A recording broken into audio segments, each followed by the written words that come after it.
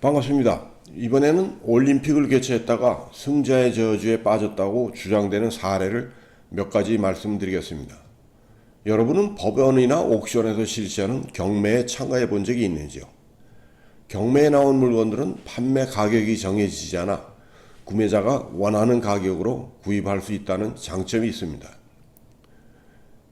이때 구매자가 물건을 합리적인 가격으로 구입하면 좋지만 지나치게 비싸게 샀거나 잘못된 물건을 사는 경우도 있습니다. 특히 그림이나 골동품, 부동산 등과 같이 판매 가격이 정해지지 않은 물건을 지나치게 높은 가격으로 잘못 샀을 때 승자의 저주에 빠졌다고 합니다. 승자의 저주는 어떤 물건을 치열한 경쟁을 통해서 구입했지만 기대한 만큼의 가치가 없거나 지나치게 많은 비용을 지출해서 자금난을 겪거나 엄청난 후유증에 시달리는 상황을 말합니다. 이 승자의 저주라는 말은 이미 오래전부터 사용됐다고 합니다. 고대 그리스 에피루스의 왕 피로스가 로마와 치열하게 전투를 해서 몇 차례 승리를 했지만 유능한 병사와 장군을 많이 잃어 결국 망했다고 합니다. 이와 같이 아무런 이득이 없는 무의미한 승리를 피로스의 승이라고 합니다.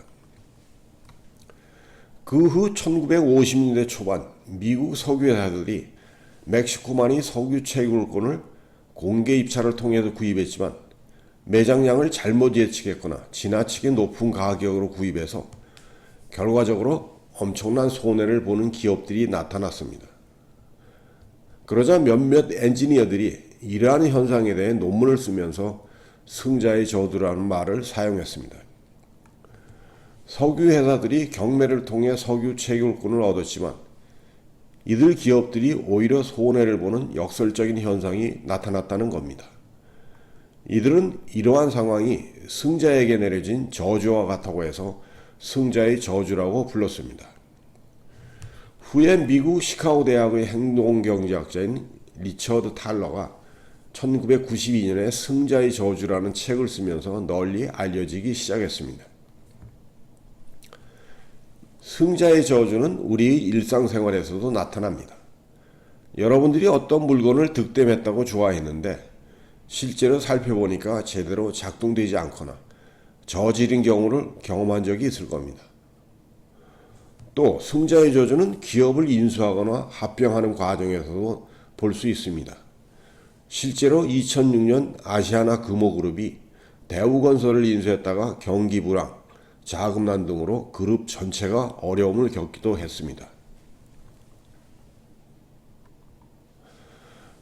스포츠 시장에서 승자의 저주는 올림픽 유치 경쟁에서 승리해서 많은 자금을 들여서 개최했으나 기대했던 성과를 제대로 얻지 못하고 엄청난 부채를 지거나 경제적으로 어려움을 겪는 경우를 말합니다.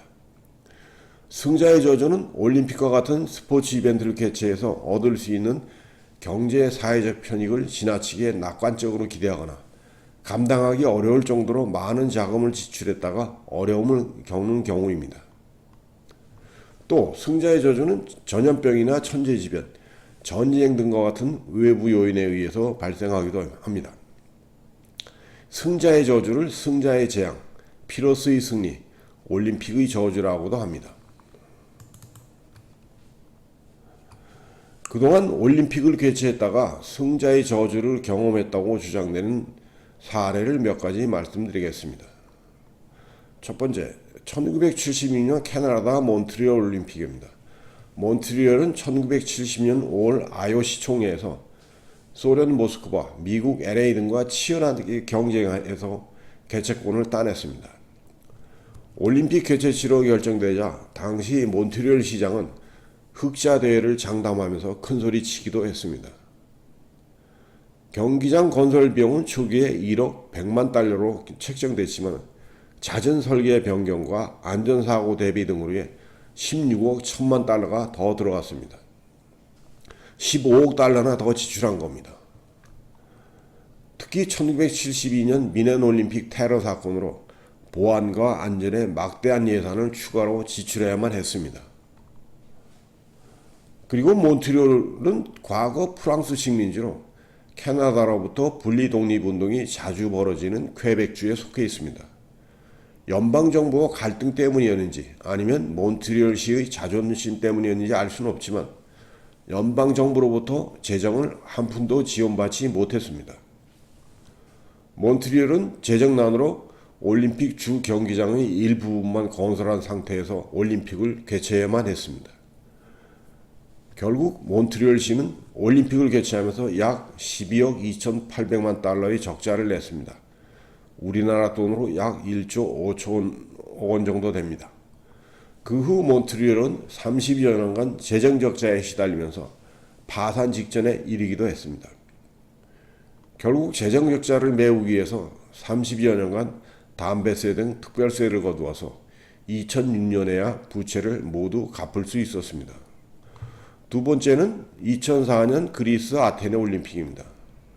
아테네는 이탈리아의 로마, 남아공의 케이프타운, 스웨덴이 스톡홀름 등 11개 도시들과 치열한 경쟁을 통해서 개최권을 따냈습니다. 아테네는 올림픽 개막식을 인상적이고 독특하게 치루어서 세계적으로 극찬을 받기도 했습니다. 아테네는 올림픽을 개최해서 관광산업을 활성화시키고 침체된 경제를 되살리기 위해 많은 투자를 했습니다. 아테네는 올림픽을 개최하기 위해서 95억 유로, 우리나라 돈으로 약 12조 원을 투자했는데 그중 70억 유로가 부채였다고 합니다. 게다가 2001년 9월 11일 뉴욕에서 발생한 9.11 테러 사건 이후 처음으로 열린 올림픽 대회로 보안과 테러 방지를 위해 12억 유로나 추가로 지출해야만 했습니다.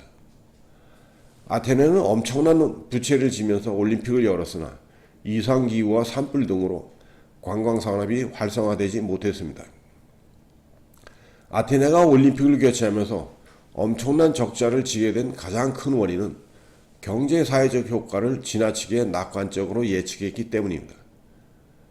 게다가 올림픽을 준비하는 과정에서 공무원의 부패와 무책임, 무능 등 고질병이 그대로 드러났습니다. 결국 그리스는 2008년 금융위기를 겪으며 IMF와 유럽연합의 구제금융을 받아야 했습니다. 일부 학자들은 아테네가 올림픽을 개최하면서 많은 부채를 졌는데 이를 제대로 상환하지 못해서 그리스가 재정 파탄을 겪는 데 일조했다고 지적하기도 합니다. 올림픽을 개최하기 위해 엄청난 자금을 들여서 건설한 초대형 경기장과 각종 기반 시설들은 대부분 그대로 방치되고 있습니다. 그중 일부는 난민 캠프로 활용되고 있습니다. 세 번째는 2020년 일본 도쿄올림픽입니다. 도쿄는 2013년 9월 IOC 총회에서 트르키예의 이스탄불, 스페인의 마드리드와 경쟁해서 개최권을 따냈습니다. 도쿄는 1964년에 이어 두 번째로 하계올림픽을 유치하고 아시아에서 최초로 두 번 유치한 도시가 됐습니다. 하지만 2020년 1월 중국에서 발생한 코로나가 전 세계로 확산되면서 올림픽을 1년 연기해야만 했습니다. 코로나가 줄어들지 않자 2021년 7월 23일부터 8월 8일까지 대부분이 무관중 경기로 올림픽을 치루었습니다. 도쿄올림픽은 코로나로 사상 최악의 적자를 기록했다고 주장되기도 합니다. 일본 정부는 올림픽 경기장 건설과 대회 준비, 1년 연기에 따른 추가 부담 등 모두 1조 6,440억 엔이 들어갔다고 발표했습니다. 이는 2013년 도쿄올림픽을 유치할 당시에 산정한 7,300억 엔의 2배가 넘는 금액입니다. 도쿄올림픽 개최를 준비하고 코로나로 1년 연기하면서 들어간 비용은 모두 3조 4,300억 엔으로 약 300억 엔으로 추정됩니다. 우리나라 돈으로 약 35조 원으로 추정됩니다. 여기에 무관중 경기로 900억 엔의 입장 수입이 사라졌습니다. 게다가 다른 추가적인 손실을 더하면 도쿄올림픽은 약 4조 엔, 우리나라 돈으로 약 40조 원의 적자를 볼 것으로 예상하기도 합니다. 이러한 적자는 일본 정부와 도쿄올림픽 조직위원회가 나누어 부담하기로 했습니다. 이 중 올림픽을 개최한 도쿄가 부담하는 금액은 1조 4,500억 엔입니다. 이는 도쿄 시민 1인당 10만 4천 엔, 약 우리나라 돈으로 약 100만 원을 부담해야 합니다. 다행히 일본은 도쿄올림픽에서 금메달 27개를 획득해서 미국, 중국에 이어 3위를 했다는 데 커다란 위안을 삼고 있습니다. 도쿄올림픽이 승자의 저주에 빠지게 된 것은 순전히 코로나라는 외부 요인 때문이었습니다. 한마디로 재수 온 붙은 겁니다. 올림픽을 개최하는 도시들은 기본적으로 흑자를 내기 어렵다고 주장되기도 합니다. 미국 스미스 대학의 앤드루 짐 발리스 교수는 하계올림픽을 개최하기 위해서 경기장 건설과 중계축, 대회 운영과 보안 유지, 각종 인프라 건설 등을 위해 평균 150억에서 200억 달러 정도가 들어간다고 주장합니다. 그런데 개최 도시가 TV 중계권료, 국내 스폰서, 입장권 판매 등으로 얻을 수 있는 수익은 35억에서 45억 달러에 불과하다는 겁니다. 올림픽과 같은 글로벌 스포츠 이벤트를 개최할 경우 기본적으로 적자를 볼 수밖에 없는 구조라는 겁니다. 짐발리스트 교수는 2016년 리우가 올림픽을 개최하는데 190억 달러를 지출해서 적자가 150억 달러에 달할 것이라고 주장하기도 했습니다. 이러한 상황에서 경제사회적 효과를 지나치게 낙관적으로 판단하고 많은 자금을 무리하게 지출하고 방만하게 운영할 경우 승자의 저주가 발생할 가능성이 높습니다. 자칫하면 올림픽을 개최한 도시들이 엄청난 부채와 후유증을 감당하기 어렵게 됩니다. 2주일이라는 짧은 기간을 위해 감당하기 어려운 부채를 지게 되면 수십 년을 부채에 허덕이게 되고 올림픽 개최를 통한 지역의 경제 사회적 발전은 물거품이 될 수도 있습니다. 하지만 일부 학자들은 올림픽을 개최하는 도시가 모두 승자의 저주에 빠지지는 않는다고 주장하기도 합니다. 올림픽을 개최하면서 당장은 적자와 부채로 어려움을 겪더라도 경제 사회적으로 더욱 발전할 수 있기 때문입니다. 앞에서 말씀드렸듯이 1964년 도쿄, 88 서울, 92년 바르셀로나 등은 올림픽을 개최하면서 적자가 발생하기도 했습니다. 하지만 경제 사회적으로 발전한 모습을 과시하고 국가 이미지를 제고했으며 선진화와 국민 통합 등 커다란 무형의 편익을 얻었습니다.